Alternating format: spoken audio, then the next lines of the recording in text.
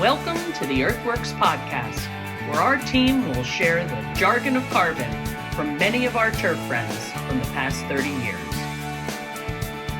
Hi, everybody. I'm Joel Simmons for another Earthworks Podcast. And today I have an old friend, I guess we can say that, right? Who makes me laugh profusely, and I fear very much that we're not going to get through this, Tony. But Tony Girardi has been the superintendent at Rockrimmon Country Club in, I don't even know, are you Connecticut or are you New York? You're both, right? Well, both, yeah, but technically our address is in Connecticut. So the club is in Connecticut? Yeah, I'll explain that. The golf course is actually splits both states. So we only have one official golf hole in Connecticut. The 9th hole is a par 3, and all the 17 other holes are in Pound Ridge. But the clubhouse is part of the Connecticut 32 acres of the Connecticut side of the property, and that's why our address is technically Stamford, Connecticut. Is that because the taxes are a little bit better in Connecticut than New York? No tax benefits. Where's your house? Are you in Connecticut or are you in New York? So my house is in Connecticut, so it's a long distance phone call from my office or my house down to the clubhouse. Where's the shop? Is it in New York? Yeah, it's in New York. So the it's shop. So you have to drive across state lines to get to your shop. That's from right. Your property. Are there any other golf courses that you know of that are split between state lines like you are? You know, I have in the 26 plus years I've been there. I have heard of the other ones. They don't come to mind, but. Yeah. It is unique. I got to carry 2 pesticide licenses. I've got to. Oh, do you really? Yeah, I've got to report. You know, it's funny. I buy them. I buy the chemicals and store them in New York. I pay for them in Connecticut, and so it's a whole. I think that's illegal. You know, taking chemicals across state line. Maybe we shouldn't be broadcasting this, Tony. Maybe this can get you in trouble. So it is logistically from a regulatory standpoint, it is a bit difficult, but it's just one of those things. It's just rote now. I'm just used to it now. How big is the total property? How many acres? 158 acres in total. And how many are in Connecticut? 32. Oh, wow. So yeah. 2/3 of it isn't actually in New York. Yeah. 17 holes are in New York. So you're in that Westchester, Connecticut area. I mean, there's some phenomenal golf in your neighborhood. I mean, we interviewed our friend Mr. Rabidou from Wingfoot a few weeks ago. Yeah. Obviously, not far from you, but you've got some wonderful golf in that immediate area, and obviously you guys are one of them. I think I've only been on your property once, and you probably won't remember because I think you kicked my ass out many, many, many years ago, and rightfully so, I'm sure. I don't mean that as a criticism, but I know we've been doing a lot more with you in the last couple of years. What I would really want to kind of chat about is that you have been there for 26 years. Yeah. And, you know, so obviously you started when you were 12 or 13 years old and try to get, with your youthful age and, but that's not all that common anymore for guys to last that long. So, you know, as I was saying to you earlier, one of the things that I think we've done a fairly good job here on the podcast is providing guys across the industry some helpful tips. And I kind of like to dig into your head a little bit if you're good with this. And, how do you last at any club for 26 years? Especially with your personality. I mean, how do you make it through something like that for 26 years? I mean, there's got to be secrets to doing this, and let's kind of break it down into a couple pieces. But before we get into that, give me the history of Tony Girardi. And I know you're a URI guy, right? Yeah. And I can't imagine that Rockrimmon was your first job. I'm assuming, but I don't even know where you were before here. Yeah. So very, very briefly. I was born and raised in a coastal community in Rhode Island called Narragansett. Lovely Beautiful. Town. I have a home there actually, and love it there. And I went to the University of Rhode Island. I was in a family nursery business at the time, back in high school and in my early college years, and I just got a little frustrated with. It just grew a little old. So a friend of mine, Scott Cybolski, up at Martindale Golf Club up in Maine. We've been friends since 9th grade in high school. Oh, I didn't know that. I know Scott. Yeah. So Scott and I, we go way back almost 40 years. Yeah. I'm sorry for him. Yeah. He's just a lovely, lovely friend of mine. We've been back as one of my longest standing friends, and just a wonderful person, extremely intelligent. Yeah. Love him to death. And So we went to college together, and we just came up with this idea of just, hey, why don't we go work on a golf course for a summer, and let's get out of Rhode Island, you know? So we went down to we went on a little Volkswagen. I think Scott back in the time had a Volkswagen wagon. Right. 1969 after Woodstock, right? Yeah, classic Grateful Dead hippie wagon. Right, exactly. So we went down to Fairfield and Westchester. We interviewed at Wingfoot and Scarsdale and just a 4 or 5 or 6 different golf courses. We wound up at Country Club of Darien under Tim O'Neill. Oh, okay. And both of you together.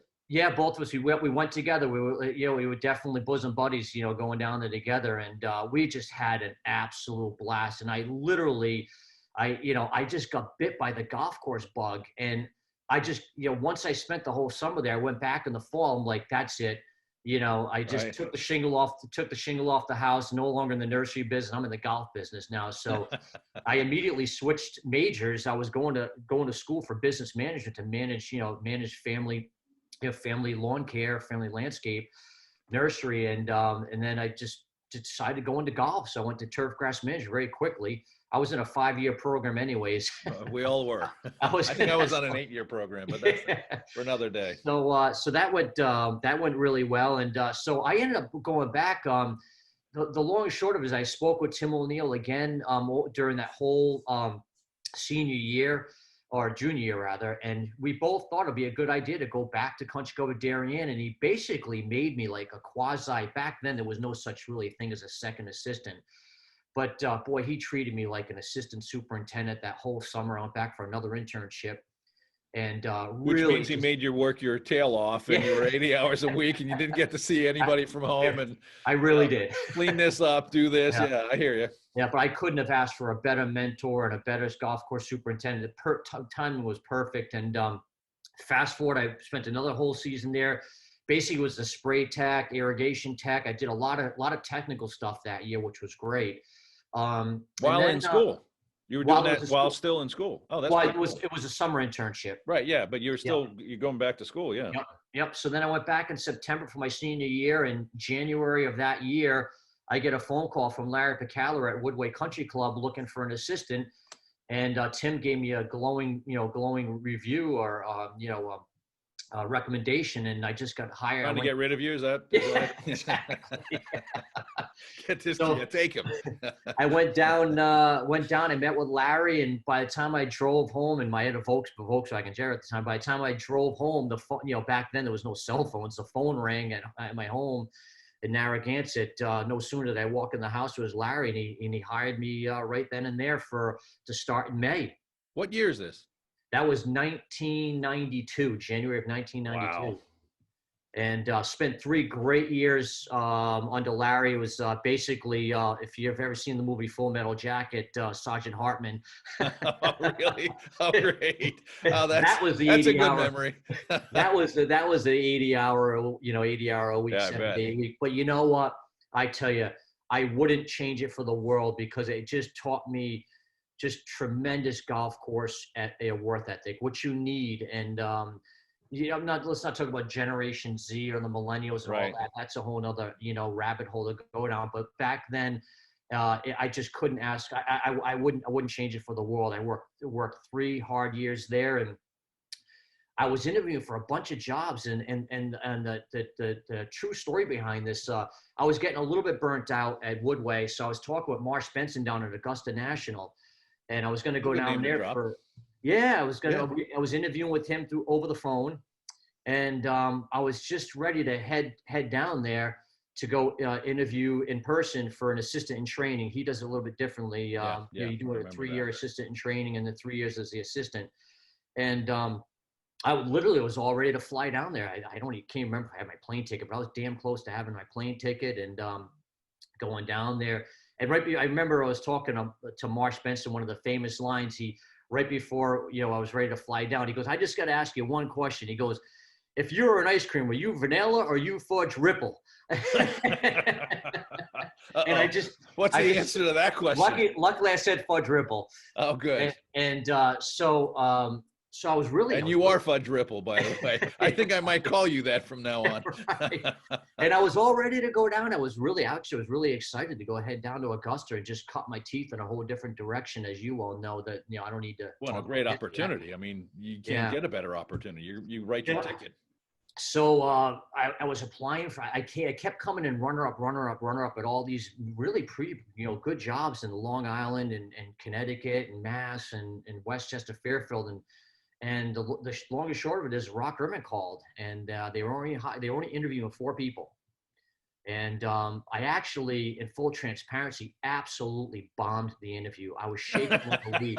Oh, great. I wanted the job so badly because Rockrimmon, has always had a good reputation. Yeah. And it's Robert Trent Jones Golf Course. It's right in Stamford, Pound Ridge, New York, Stamford, Connecticut. And when I drove home and I told my fiance at the time that I bombed the interview, and we're going down to Augusta, Georgia, and we're going to go down and interview down there. And they called me up the next morning and they said, we got to narrow it down to 2 people, you and another person, and we want to play golf with you. We want to play golf with you and the other candidate. We want to get you out of the interview room because we just feel that you weren't comfortable in the interview room. Because by the way, you blew the damn interview. You suck at interviewing, Tony. So let's play golf. Yeah. So, and I got to tell you, we played at Woodway Country Club. We had 9 holes at Woodway. With the other candidate? No, the other candidate played 9 holes at Woodway and 9 holes at the other candidate's golf course. Oh, okay. I got you. Right. So you guys didn't play together, thank goodness. No. So we played, and I had the Caddyshack golf round of my life, with the lightning coming down. And I was holding shots out of bunkers. And I've never played that well again since. And nerves. That's amazing what happens when you're nervous. So I just had a great round. We had great camaraderie that day, and they literally they called me that evening and they offered me the job, and it's been a wonderful journey. And I got to tell you, I'll just segue right into what type of club Rockrimmon is, if you want me to go ahead. Yeah, please do it. Yeah, so Rockrimmon was built in the late 40s by Robert Trent Jones Sr., and he was building a lot of golf courses around here at the time. He was building Patterson and some other golf courses, and it's a lovely 18-hole golf course. It has no homes on the property. It's buried in the suburbs of Pound Ridge, New York, which is a very affluent town. Movie stars like Tim Robbins and Susan Sarandon. Christopher Reeves, half a mile up the road. Oh, really? Richard Gere. Meryl Streep. I mean, you could go on and on. It's just a really, really affluent. Michael Myers used to live in town. That would have been fun. Yeah. So it's a really quaint. It's only, I think, 4,000 residents. It's a small little town, and it's a beautiful golf course, and it's the golf course. It was started by a bunch of Jewish members. The story, the old fable goes, they couldn't get any other clubs, so they started Rockrimmon, right? And it always has been. And it's a beautiful small, by design. They only had 176 members. By the bylaw standards. So it was a small, community town, country club. And it really is. I know a lot of this term gets thrown around loosely a lot, but it really is a family. I mean, the entire membership is it really is. It's a family. I really know the way to say it. And they hired me in 1995, and I've had a series of just phenomenal mentors and green chairmen. So I think I've only had 4 or 5 chairmen in 26 years. Really? Yeah. They don't have that revolving every 2 years or there's really no term limit on a green chairman. One of them stayed 8 years. Green chairman. That's pretty unique. Yeah, I didn't tick him off that much. And if you hated him, that would have been a hard thing. But obviously you didn't. Yeah. So I tell you, it's been a wonderful journey, Joel. It's been 26 years. I'm sure we'll segue into it as the podcast go on, but they give me a lot of autonomy to do my own thing. They don't really dictate anything to me, which is very rare. And I almost shed a tear saying I'm just blessed. I really am blessed to be at my club. Yeah, I mean that's unique. I mean, 26 years, and to really speak of it as highly as you're speaking of it here, that's truly unique in this industry. And I get a lot of questions from guys, they've been at a place for a lot of years and they get that itch and they wonder if maybe it's time for me to move on. And I ask them, well, why? And they said, well, I just kind of like have the itch. And I said, well, if you've got a place that is taking that good care of you, that's worth that's worth gold. I mean, you can't find that anymore in this day and age. Certainly not in this day and age, to be able to have that kind of a longevity. Let's dive right into agronomy, and then we're going to come back and talk about your management style and some of the other things that are going on at the club. But I really want to kind of get into the agronomy. I know you and I have talked about this, and I've known you long enough to know that you've kind of gone through some gyrations. Maybe the first question is to really start with, have you had, was there ever a stretch in your 26 years where you had some, bad agronomy years or tough environmental years where things were, really, you were struggling with the golf course? I mean, have you gone through that kind of stuff like most superintendents have? Well, yeah, for the first 15 years. other than those years. I didn't think we'd be able to get through this. Yeah, other than the first 15. So if I could, I just rather be honest. Yeah, why not? Let's be right on the table here. Yeah, you made it. You made it through 15 years. No, explain that. No, in all seriousness, the first 5 years I was here, 3 out of the first 5 years, we had severe, what they would call now 100-year droughts. I mean, we had like literally, months on end of droughts. I think it was 95, 97, 98, something like that. Yeah, mid to late 90s, and we listen. I had a tough go of it. I was 26 years old. Yeah. Our irrigation system was built in 1974 with single row irrigation.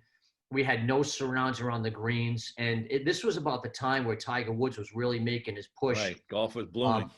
Golf was booming. And clubs were funneling massive amounts of money into their, renovations and, irrigation systems and pump stations and green surrounds. And so, and it was no fault of Rockrimmon, but we were just a little bit behind the 8 ball financially from a capital infrastructure standpoint. We just didn't have that capital to move in those, massive, movements as far as renovations. We got to do 6, 6, and 6 or 9 and 9. These clubs were doing all 18 holes at once. So we were kind of a little bit behind the 8 ball. And so, I am literally in the meat grinder of Lower Fairfield, Westchester County. So I'm surrounded by all the famous golf courses without listing them all. No pressure there, right? Yeah, I don't need to list them. So in all fairness to me, I was kind of from an infrastructure standpoint struggling a little bit that way. Yeah. And then on top of that, we did $4 million worth of construction my first 7 years here. Oh, wow. Really? So I was constantly on it. And we did the slow, painful approach of the Chinese water torture approach, the slow drip. Right.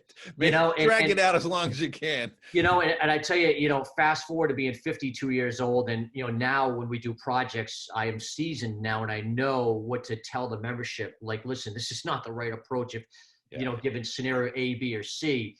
And luckily we take a different approach. But listen, I mean, times were different back then. Money was different, so you can't always look backwards with regret. So we did the Chinese water torture, water drip, construction approach. And we were constantly underneath the knife. And so that didn't help things either because things were constantly being disturbed. And then we did the irrigation system in 01, which was another, year and a half worth of going at the knife. And then from 2002, I have a photographic memory. It comes to my failures. So, that's the excuse. All right. That's why you know every song that's ever been played. So from 2002 to 2007, that was during, and you know, as a Rutgers fellow there, teaching there. Oh yeah. We went through the anthracnose on annual greens. Yeah. So before Bruce Clark famously came up with his recipe on how to correct anthracnose, those 5 or 6 years, we were under major anthracnose pressure, and there was really no way to cure it because there was no silver bullet like there was with tebuconazole was the first major really breakthrough they had there.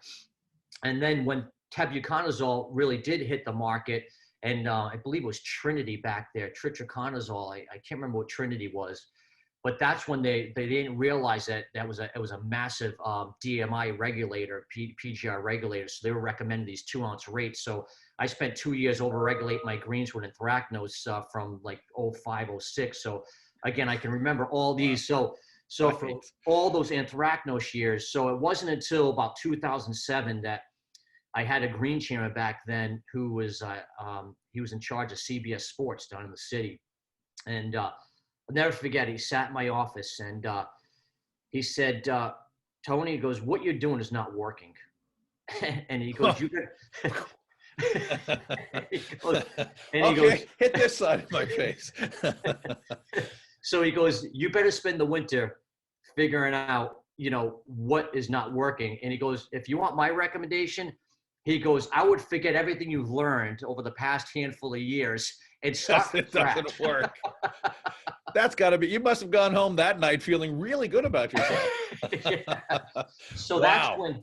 that's when the light bulb went off, and I had some other people into my life. I've had Tom Irwin into my life with Jeff Hood and the planner-based programming and Soils First and all that really actually hit me that whole off season. And another thing he told me, which really resonated with me, and he actually used a really stupid little fable. He's like, in life, you've got the chicken and you've got the egg, and he's like, the egg, is part of the process. The chicken's committed. Right. So, perfect. So if you want to, I'm sorry, no, it was the chicken and the pig. The chicken is part of the process. The pig's committed. The pig is committed. Okay. With the eggs and ham. And I kind of screwed that story up a little bit, but because it's so long ago. But basically, what he said is whatever path you take this winter in 08, he's like, you will stick with it, and you will not deviate from that. You're going to put it down on the calendar, and you're going to go forward, and you're not going to deviate. Because what happened was I had too many people in my ear, whether it was general managers or outings pressure or green chairmen or functions they were having. I was always changing my agronomic plan based around other people, aeration schedules and things. So that's when Jeff and I sat down, and we spent days, 8-10-hour days behind a computer. Back then it was Excel based. Right. And we wrote an entire agronomic planner, and it was lengthy, from greens, tees, fairways, rough, bunkers, you name it was in that planner.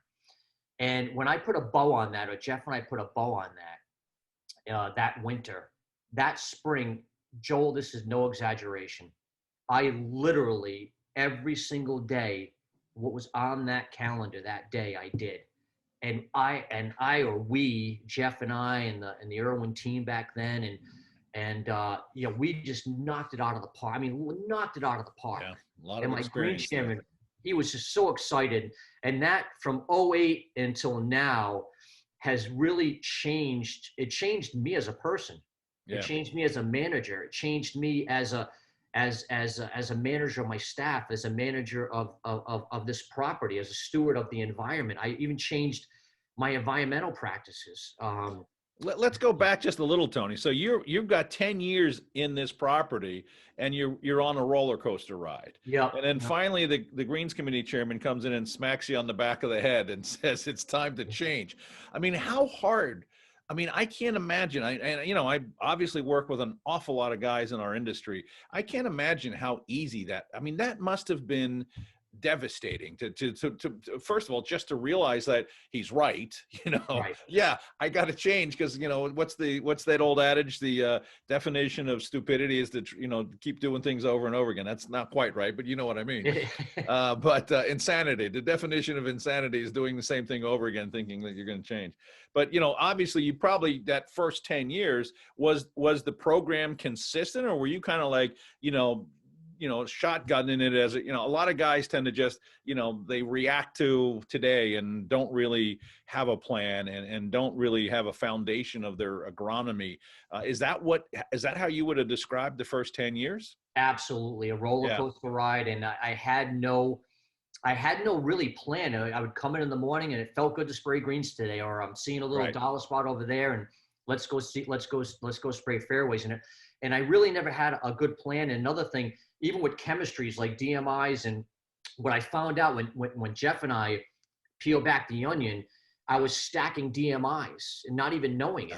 Yeah. You know, so I was over-regulating anthracnose-ridden, turf. And listen, I'm humble enough to admit that what I was doing wasn't working. And my green chain was absolutely right. Yeah. And it was a really humbling experience. And I needed that in my career at that point in time, because what I was doing was not working. And it was humbling. And it gave me an opportunity to literally look myself in the mirror and say, what I can either get busy, like that, the Shawshank Redemption phrase. I can either get busy dying or get busy living, and Tim Robbins, saying to Morgan Freeman, and that's exactly, if you can pinpoint that one saying in that movie, that's what it was all about. That was my epiphany. And I tell you, I'm so happy. And I go back to what I explained early in this podcast, that I've been incredibly blessed with the best green chairmen and the most supportive people, because not many green chairmen or club presidents would have stuck by a 26, 28, 31, 33-year-old kid, really. Yeah.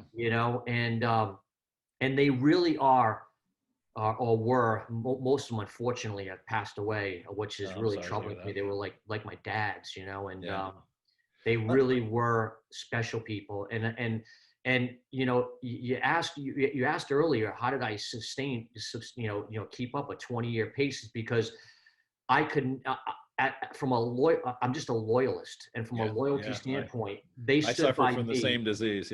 Yeah, they stood by me, through all the thick times. Well, it's about time that I pay back that loyalty and stand by them. I've had opportunities, but where's it really going to get you in life when you work for wonderful people? And I've just been blessed.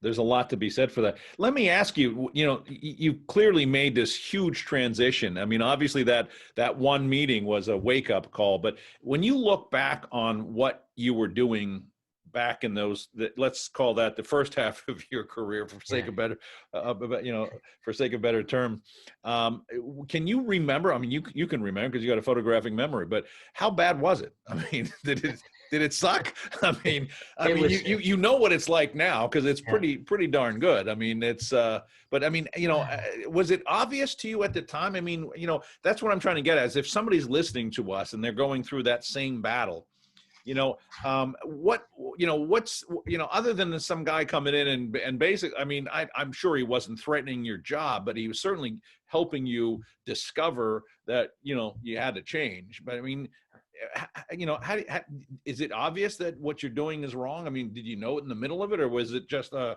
light bulb go off? I mean, how would you help a young guy that might be fighting that same fight to realize it's not working, dude? Yeah, well, listen, I knew it wasn't working.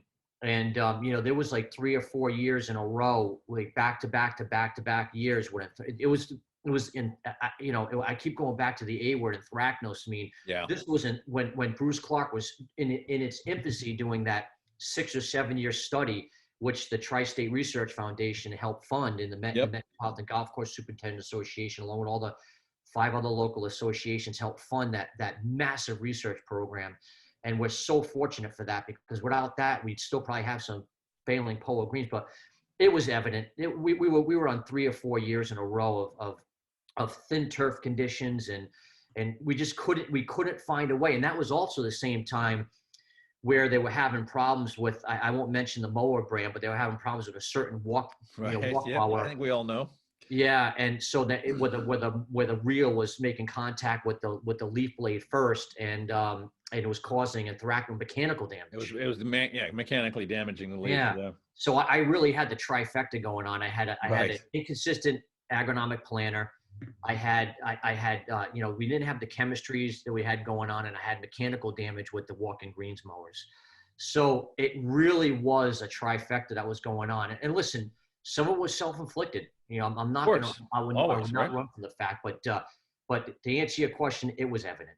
It was evident. It was evident. It must have been a lot of stress on you. I mean, I can't imagine for all those years you're coming in, you're seeing anthracnose. I mean, you must not have been sleeping well. I mean, how did you even have a family? I mean, how did anything, you must have been really like just personally stressed out by all this. Yeah.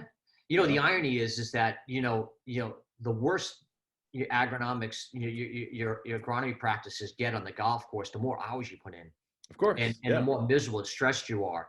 And fast forward to, over the last, 12 plus years, you don't realize how relaxing it can be when things are going swimmingly, things are going really well. And you've got a plan.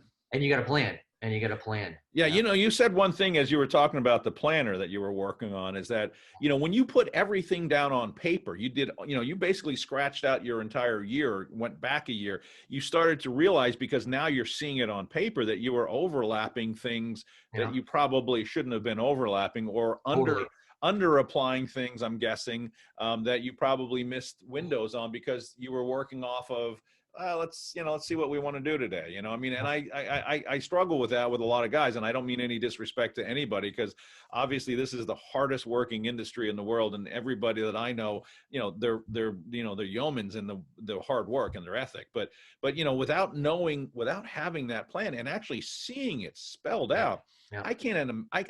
That must have been like a light bulb going off when you sat down for that first time and just scratched everything out and realized, oh man, I've been doing this wrong. I mean, just seeing it all on paper, it's got to be a light bulb. It really was. And then my proudest moment was when I actually followed it. Right. You actually did it. Oh, yeah. I call my son, I will, because that's all I ever hear is I will. Well, do it, and it might work. Exactly. I hope he doesn't hear this. No, exactly.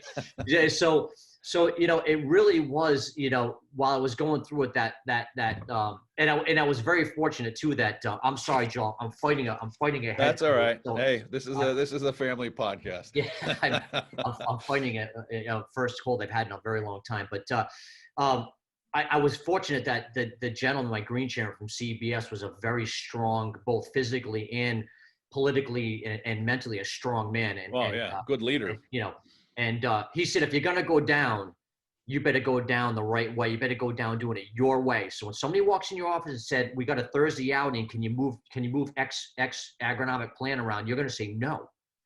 And that's the way he said this to you? He actually said that to you? Oh yeah. He said, when they come in your office and they want to put an outing in at the last minute, you're going to say no.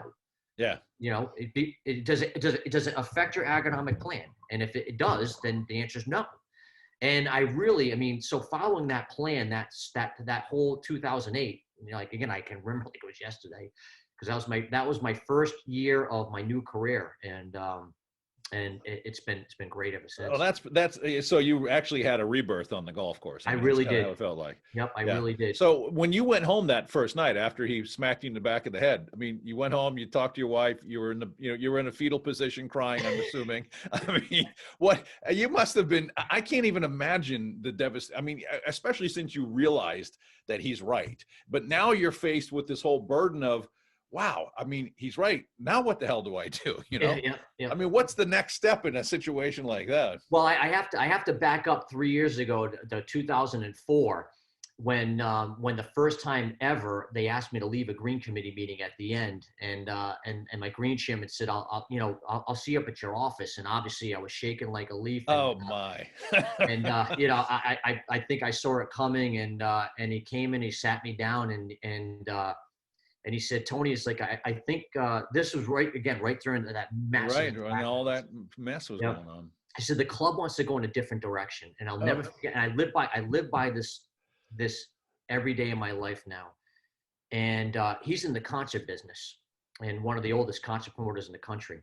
Oh, you've talked to me about this guy. Yeah. And he sat me down in my office, and he said, they want to go in a different direction. He goes, but he goes, they just like you way too much. He goes, you're just too much of a likable guy.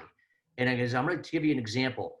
When I manage all these bands, the band managers that treat me with respect and treat me well, I give them the red carpet treatment. Yeah. The ones that treat me, meanly or like disparage me, he goes, I resist at every point. And I'll never forget the fact that, being a nice guy is a very good virtue. Yeah. And I've always remembered that whenever you say, how did I last 26 years? Well, I always try to be a nice guy, and I don't try to be a jerk. I've had my moments on the golf course where Everybody does. I've had some stressful slips, where I've gotten a little mouthy when I shouldn't have, but I remember that. So that 2004 sit down and the 2007 sit down were the two pivotal, career changing things in my life that have gotten me through the last 12, 13 years. So he actually walked into your office and said, the club wants to make a change. Yeah, verbatim. Verbatim. The 5 words that every superintendent never wants to hear, because it doesn't, but because you were treating them right, they gave you the shot, but it still took a couple of years to get it straight. But three more years. Hey, hey, whatever you need, But now look at 3 more you. years. Let's talk about, so it's now 2008. What's the biggest change agronomically that you started making when you went into this rebirth, if we'll call it? I'm calling it your rebirth on the course. What was the first big change that you started to really look at? Well, I'm going to have to, apologize to the audience ahead of time, because this is going to sound like a paid promotion, but I started out with soils first. And I had depleted soils. I found out Jeff and I worked together, and I looked at soil tests. Yeah, soil tests. Yeah. We drilled down to basics. Yeah. We went, and I still to this day, I'm a huge believer for all the newcomers in this, up and coming, turf graduates, or young men that are in grad school, young men and women that are in grad school or assistants, or they're just new budding as superintendents. Is I can't stress enough about going back to basics. Yeah. Literally the building blocks of agronomics, the triangle, the biology, the ecology, the three-legged stool. Three-legged stool. And I know it sounds like a paid promotion, but we literally went back to basics. We started out with soils. We found out my soils were incredibly out of whack. The magnesium and calcium ratios were all over the map. The pHs would drill down in the upper 4s, lower 5s. And that's we started our building block process. So that's really that, and the fact that the agronomic planner from a plant protectant standpoint, dealing with the proper chemistries at the proper times of the year, in the proper rotations, in the proper without overlapping rates. So when and I know it sounds like I'm oversimplifying, the process, but that's what it took. It literally took just the basics of basics. And that's how it all started in 08. Did you have to do a lot of liming? I had to do a lot of liming. Luckily, I knew about my pHs, specifically with my fairways. I knew about the pHs for a long time, so I was liming, quite often there. So you'd already started the process. Yeah, but the greens were out of balance. The pH and the greens weren't bad. It was the calcium magnesium ratios were all off. Well, so I don't think you're throwing any, accolades this way, because I've already told you I'm giving you a free Yeti for the talk. So, so we have that. But we've talked about I talk about this all the time, and you and I've talked about it. But understanding that soil test, the analogy I make is that this is your blood work. I mean, if you don't you go to a doctor, and the first thing they're going to do is look at your blood, and if you don't know, if the doctor doesn't know what's going on internally, there's no way he can prescribe anything that's realistic. And that's really all you guys were doing, is where you're looking at the blood work of your property, and you were trying to get everything in balance. I tell the story often that when we first started our company, we thought that, we were going to just put fertilizer down and everything was going to change. And we realized that doesn't happen unless the soil is right first. So we started soil testing because it made the fertilizer work better. And it would make any fertilizer, I don't care if it's Earthworks or whoever's, any fertilizer is going to work better on a well-balanced soil. So like you said, for anybody in the industry, just learn.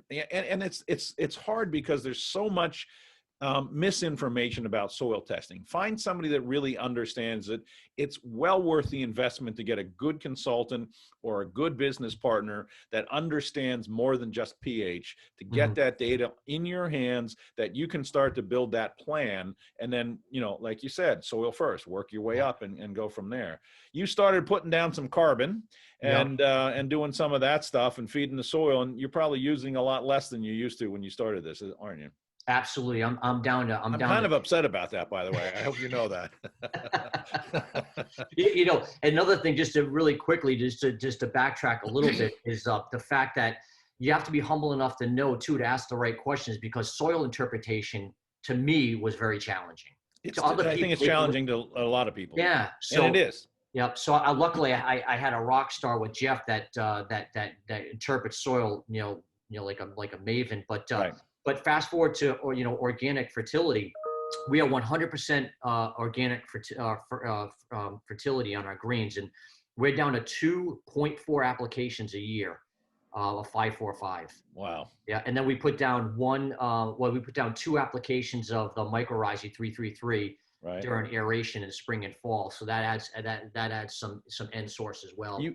I've got a kid in college, right? That's not what I want to hear. It's funny you say that, because when we started the business, we didn't know that. I had no idea. I mean, I was a punk kid. I was you when you started at Rockrimmon. And I had no idea that was going to be the case. And I've told this story on our podcast a few times, but, it became very evident very quickly that, when you start to do the right things to a soil, you will use less. And we had to kind of completely reinvent ourselves as a business, because we realized quickly that, wait, we're going to be out of business soon if we don't figure this thing out. But as it turns out, it's like, it's the greatest, it's what we live on. You will reduce inputs if you're doing it right. And not only are you reducing inputs, but you're also now building a stronger property that you can count on.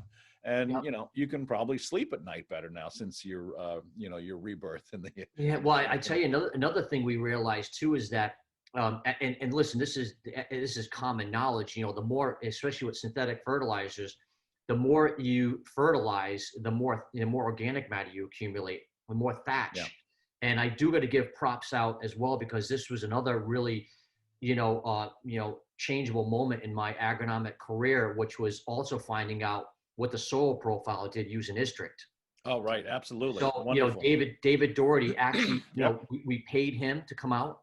It was a paid service. He came out, he gave a presentation to the board of directors. Well, we paid to have all 18 greens done, and he had it up there on a PowerPoint presentation, and he showed the massive lack of infiltration, lack of air porosity. My soils were not only out of balance from a chemistry standpoint, but they were also from a soil structure standpoint. I mean, that goes back to the 3-legged stool: chemistry, physics, biology.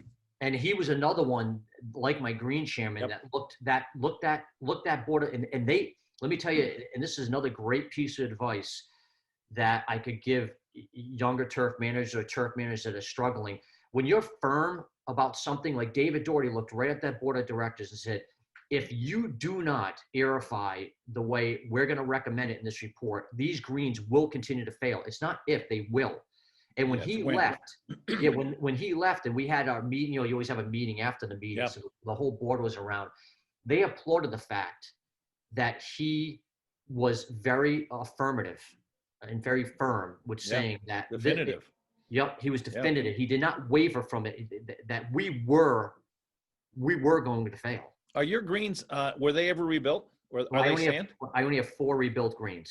Okay, so most of these are soil. So he's really referring to the soil-based stuff. Right. So and you've been building up layers. You probably had some thatch when you got into your rebirth time. And when was the first time you brought in Istrict?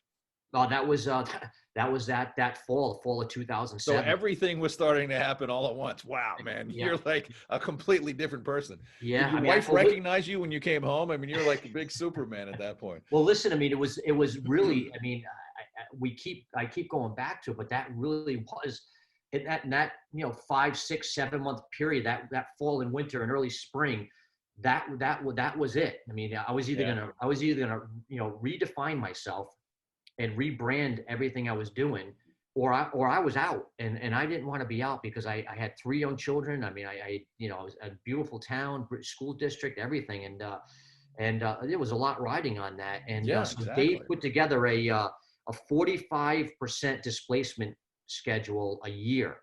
So that was the exact time where the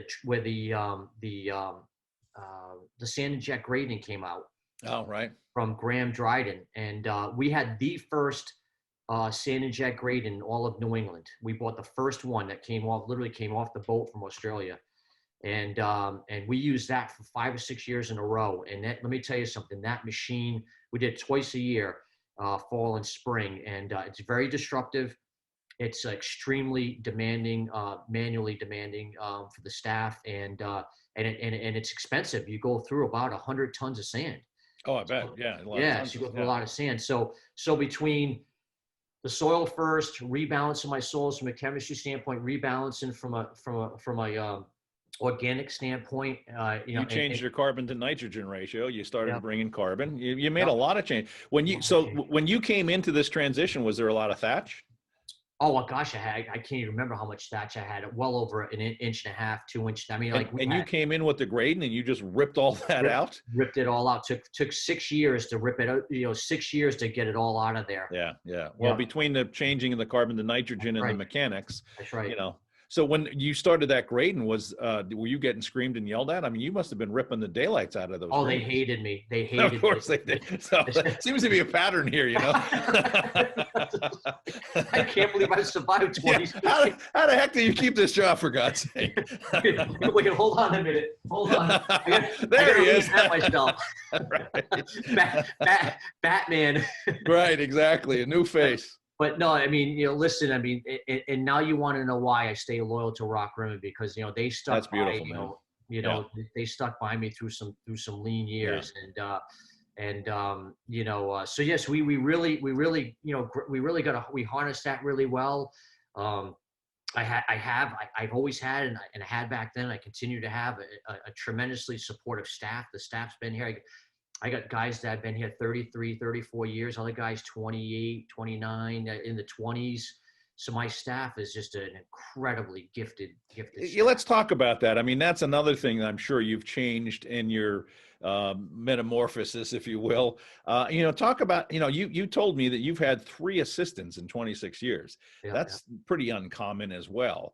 That's right. What kind of things have changed? And I know you've been working with Erwin and Jeff on leadership and all these things. How did you change, or how have you changed the way you approach managing your team over these time? And was that a drastic jump like your agronomics was at that point in time? I mean, let's talk about that a little bit. How did you handle the crew? How do you handle it now? I mean, how do you keep that level of loyalty internally? I mean, well, it all started, it goes back to the fact that, back then, I kind of got burnt out with a lot of the turf grass management seminars, at GIS, which was called, I don't know, what was it called back then? It was called something else back then, Golf and Trade Show.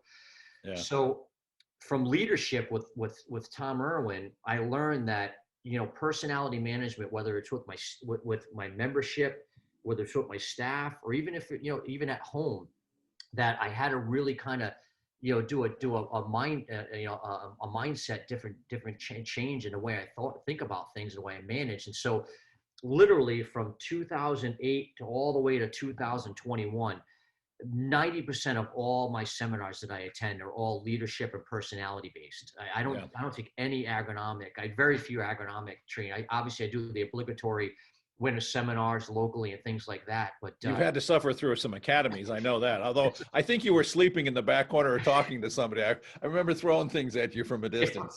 Right. So, and we're blessed with the internet too, right? So, but I like DISC, Six Thinking Hats. Right.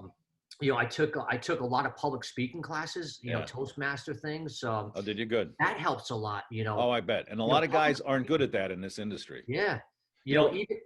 Even watching politicians on Sunday morning talk shows, forget about red or blue, but you just see how they handle themselves. They never get upset. Yeah. They never raise their voice, and they never get flustered. So I listen, it takes, going back to the commitment word, it takes a commitment to learn leadership skills. Oh, yeah. Just like it takes a commitment to learn, agronomics. And unfortunately, and this is no dig at the turf schools, or at least URI, but they don't teach you any leadership skills. No, nobody does. And I was fortunate that I worked for some great guys with, Tim O'Neill and Larry Bacala, and being mentored by Scott and Ivan over at Stanwich for many, many years, that you learn leadership skills by osmosis. Yeah. But being trained on DISC being trained on 6 thinking caps, being Yeah. trained on leadership skills. It really, or even self-help books. Yeah. For people that don't know what DISC is, I mean, it's a personality trait where they have a DICS, and a D is a high D is, a type A kind of person. A high C is somebody that's very data-driven, cautious. What are you on a DISC profile? I don't know. Where do you fall in? I'm a D, and I could have guessed that. So I'm a high D. You have anything else on that DISC profile? Is it all D and then a straight line to the bottom? Right. So, basically spinning off what you said, what that taught me was when I'm in a green committee meeting. Yeah. And somebody's specifically asking me, Tony, can you tell me exactly what the Greens measured yesterday? They want a specific number. So they're a high D. Yeah. Yeah, high D or high C. And when somebody's warm and fuzzy, they'll, so you learn how to answer questions instead of sometimes, and I'm guilty of it, or was, and still on occasion, where you go down these rabbit holes and then you got deer in headlights when you're trying to explain. They don't want to know about magnesium and calcium. No. They want to know about the question they asked. Right. And not being selfish, but so you have to get in and out of that question the way they want it answered. Yeah. And so you learn these personality traits as the meeting's progressing, as your season's progressing, as a project is progressing. So, leadership, I can't overemphasize, how much leadership is meant to me and how big of a believer I am in leadership. You brought up an interesting point, and I have a funny story. I had a dear friend who was a general manager and a former super, and his new superintendent would come into these meetings and he'd play junior professor. And he would go on and on calcium, magnesium, base saturation, CEC, whatever it was. And finally, my friend, the GM, turned to him and was, just answer their question exactly as they ask, and stop, fluffing this thing out. Because, That's right. And it's, the whole DISC profile, and anybody can Google DISC, D-I-S-C. I find it to be fascinating. I mean, I won't hire anybody without having a DISC profile. But one of the more interesting things that we did here was, after we started to understand the value of DISC, was we tested everybody that was already in the company. And it was fascinating because everybody looks at this, well, that's not me. And everybody's sitting around, so we had everybody around the table and we shared everybody's DISC. Oh, that's not me. And everybody goes, oh, yes, it is. and of course, I was the first, oh, that's not me. Because, oh, and they're all laughing. Oh, that is absolutely you. And what it did was it helped us understand how we best treat each other, because when you're in the middle of the forest, you can't see the trees, right? So I'm this high D, and I'm like thinking I'm the nicest guy in the world, and obviously, according to everybody around me, no, you're a complete jackass. But and that comes from most people that I know. But but you just, it helps you understand who everybody is, and it helps you understand how to work with people that you're working with. I mean, the people, obviously, our team is very strong and very important to us, but knowing, this guy just, I can't be me all the time like you and I tend to be with each other. You just have to be very careful. Let's talk about, this whole leadership, and unfortunately we're going to run out of time here before we can get to a lot of this, but let's talk about, and I think this could be very valuable to a lot of guys, all this leadership. How does that help you learn how to manage up? Your GM, your greens committee. How do you manage up? Obviously you're a nice guy, so that's a starting point, but you still have to manage up. And that's something a lot of young guys, they don't get the manage up process. And that's as important to anybody's success in this business as probably anything that you do. Yeah. Well, probably the biggest thing that comes to mind is you have to be respectful. You are an employee of Rockrimmon Country Club. You don't own Rockrimmon Country Club. You're not a member of Rockrimmon Country Club. You're an employee. And I mean that in the sense that, when members come to you and they want something a certain way, or they want something being done, well, you better listen to them and say, well, that might not be agronomic the right thing, or kind of going against a little bit what I said earlier. But as far as from a leadership standpoint, you have to respect the fact that you have to do how they want the place to function, and not be resistant. And really just if you stop trying to be, it's my way or the highway approach. Right. And you embrace, what others want or what others are asking for, I'm in a beautiful place where they'll ask, they won't tell. And just be respectful. I mean, I think that's the biggest thing that I am. And I'm also respectful of other departments. And I know sometimes, there's rift between the pro shop or the kitchen, or they have 8 people folding napkins when I have 3 people to rebuild a bunker. You just can't have that, I mean, you can talk out loud about it to yourself or to a coworker and to vent, but at the end of the day, you have no control how a pro shop's going to act. Right. Exactly. You have no control how the front of the clubhouse is going to act, or the back of the clubhouse, the cooking, in the kitchen. So, it's funny. Another really big thing that I really, from a leadership standpoint, and whether you like him or not, is Bill Belichick. And it's one of his famous sayings is, do your job. Do your own job. Don't worry about what the cornerbacks are doing or the linebackers. You worry about your job. You're an offensive lineman. You worry about your position and what gap you're going to try to fill. And if you stop worrying about, and this was hard to really kind of zen yourself into, stop worrying about why the pro shop is, cleaning a golf cart with a pressure washer instead of a garden hose, or, why they're, rolling, tables down, 8-foot tables down, down the carpet, and leaving marks in the carpet. Don't mind your own business. Stay in your own lane. Obviously, unless there's something egregious going on. But you can't change anything but you. The only thing you can control is what you're doing. That's right. And it gives you more, it gives you more time to focus on yourself because you're not worried about other people. You haven't had a lot of assistants, but is that a lesson that you can teach to a young assistant who, a lot of kids come out into this business and they just, full of, of vinegar and spit, and they just want to go. And, I see a lot of that failure. Is that something that can be taught? I believe so. I mean, it's really goes back to basics, right? I mean, it really does. I mean, if you just think about all the things that really have changed me since 2008, it's really going back to basics. And that's a fundamental thing you can train somebody very easily, or have teachable moments about staying in your own lane. Right. Staying in your own lane and worrying about the golf course. The golf course will speak for itself. Don't try to be Superman in the pro shop and or in the kitchen or in the clubhouse. Yeah. Any changes in your approach on the horizon? You're just basically on the right path and just trying to figure out where it goes. Well, most recently, about 5 years ago, I started traveling internationally to BTN. Oh, that's right. You're a master. Which is bigger, the British International Golf Greenkeepers Association's annual conference, and I've been doing that for 5 years. I missed this year, obviously, because of COVID. Yeah. But that has been really helped me kind of reinvigorate educationally and leadership-wise, and just socially and networking.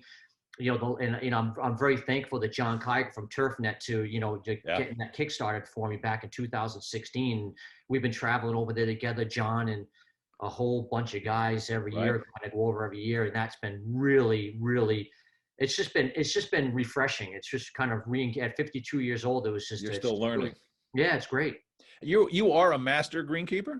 That's right. Yeah. You are. So you went through all the process. Yeah. It was about a 2-year process, and it was very, very challenging. I had Matthew Wharton on the podcast last fall, and he went through that whole process, and we've had a few master greenskeepers on the podcast. I didn't know that until we started talking the other day. I never knew that you were a master greenkeeper. Yeah. I think that's fantastic. I mean, just everybody that I've ever talked to about that process, just the camaraderie and the change of culture that you can kind of bring back to home, and all the education and all of that is just I think it's a great idea. I mean, I can't imagine it was the easiest thing you've ever gone through. How old were you when you did that? How long ago? 2 years ago. Oh, so this was really relatively recent. You're a 50-year-old man. You're going back to schooling. That must have been fun. Yeah, and I tell you, what's challenging about the whole thing is you're going to learn the metric system. Of course, that took you the whole time anyway. A cent of what? YouTube becomes your friend really quickly. Yeah, I bet. Tutorials and I got to tell you, really quickly, and I know we're compressed with time, but talk about a fraternity. Matthew Wharton and Brian Steeler and Aaron Stevens down in Florida, and Matt Gourlay and Eric Foster out in Colorado and Rick Tigmeyer. Yeah, we had These Rick guys, on the show. When you called them all up, because I'm a high D, I have to call each one of them up. I'm going through the process and have to ask them, what to do, what not to do, how to do it right. They were so giving of their time. Yeah. And I'll never forget that. So when anybody ever went, I was always that way anyways, but fast forward to today, when anybody ever calls me, I've had people that are in the process right now call me. I'm the same. It's a fraternity. I was number 74. I think there's only 82 or 83 of them of all time right now. And I was number 74 at the time. Wow. I hate to say this, but we've just pushed up against an hour. And I've got to say, I've known you for a long time. You are one of the nicest guys. You're definitely one of the funniest guys. One of the best times of my life was spent with you in New York watching Steely Dan. And I hope to God we can get back out there. And, you and I are not that far apart geographically. So when this thing breaks, you and I are going to find some time in the city and find some music venue to go. So best concert you've ever been to. What is it? I know you've been to a million of them, and you've got a buddy on your committee that's getting you into some concert, but you've got to have a really best concert story, I'm sure. I do, because I went to a lot of concerts in my time living right next to the Providence Civic Center, but my best concert of all time and one of the saddest moments of all time was seeing Stevie Ray Vaughan at the Worcester Centrum. And Jeff Beck opened for him and Steely Dan. Stevie Ray Vaughan, what I mean to tell you, the show he put on was just, it's one of those things where when you're in the moment, you don't realize it, and then 2 days later, it might be hard for other people to realize, but back in the 80s, there was only 3 channels and you had to go up to the TV and actually turn the dial. So I turned on the news and I'm just sitting back and I hear the news about Stevie Ray Vaughan crashing in Milwaukee. 2 days after I saw, maybe 3 days after. Oh, it was that close. It was that close. Oh, because he went from Worcester to Philly. I think from Philly to Chicago, and to Chicago he was going to Milwaukee or Madison. One of the. Yeah, he was up on that upper Midwest. Yeah. Yeah. So that was the best concert. And his seat was supposed to be Eric Clapton's. That's right. Eric Clapton's crew went down on that plane, and Eric wasn't ready to go, so his crew went, and he gave the seat to Stevie, and the plane went down. Yeah. What a horrible story, but what a phenomenal musician. I mean, as a really hack guitarist, I listen to that and think, nah, I'm giving this thing up. I can't do this. My best, I'll tell this really quickly, only because it just popped in. But when I was in college, we were down at the Tower Theater. We're going down to the Tower Theater, which is this classic Philadelphia old movie theater venue, to see Carlos Santana, and we didn't have tickets. And we're college kids, so we're doing things that we can't talk about on the podcast and having a great time and feeling good. Driving down, guy gets on the radio and says, "Hey guys, if you're going down to see Carlos, you might as well turn around because it's all sold out." And we're like, "Wow, man, he's talking to us." So of course, like idiots, what did we do? We continue to go down. We didn't have tickets. We go up to the box. No, there's no tickets here. Some guy tries to scalp a couple tickets to us, and they're like exorbitant money. And I'm like, yeah, get out of here. So we're walking back to the parking garage, and some other guy says, "Hey, I got tickets. I just got to get rid of them." And he gives them to us for face value. And we're like, "Oh, wow, man, that's great." So he gives us these tickets, and we hand, we can hardly see. We hand them. I shouldn't say this. We hand them to the girl, taking us to the seat, and the show has already started. So Carlos is already on stage, and she walks us down and down and down and down, and we ended up at 4th row center. I could get spit on or sweat on by Carlos, and it was the greatest concert. And he played for 2.5, 3 hours. It was unbelievable, but the experience was even more unbelievable. And I don't know why I'm sharing that story. I don't usually jump into that, and now I've really run us over time. But Tony, I can't thank you enough. Your friendship means a lot to me, and your inspiration. And I really look forward to finding some time when we can get together again in person, because this whole, virus thing sucks. And most importantly, I think what I miss more than anything is just getting together with some of the guys and especially seeing music. But like I said, that experience we had with Steely Dan was one of the best memories. So I thank you so much, and for your time, for your support for all these years. And I look forward to some more time to hang out with you. And thank you so much for joining me on the podcast. Well, the feeling's very mutual, Joel. Life is all about relationships, and I value our relationship deeply. So thank you for having me. It's a privilege for you to have me today. And I hope I didn't, drag on too much about all my stories, but I hope that resonates with some people out there. And thank you for having me. No, I think it was wonderful. And I want to thank everybody for joining us on the Earthworks podcast. If you're not a subscriber, please subscribe. We're going to be talking to all sorts of people over the next few months. We're going to continue with the Earthworks podcast. So Tony, again, thank you so much for joining me. And again, like I said, I hope we can catch up sooner than later. All right. Be well. Bye, Joel.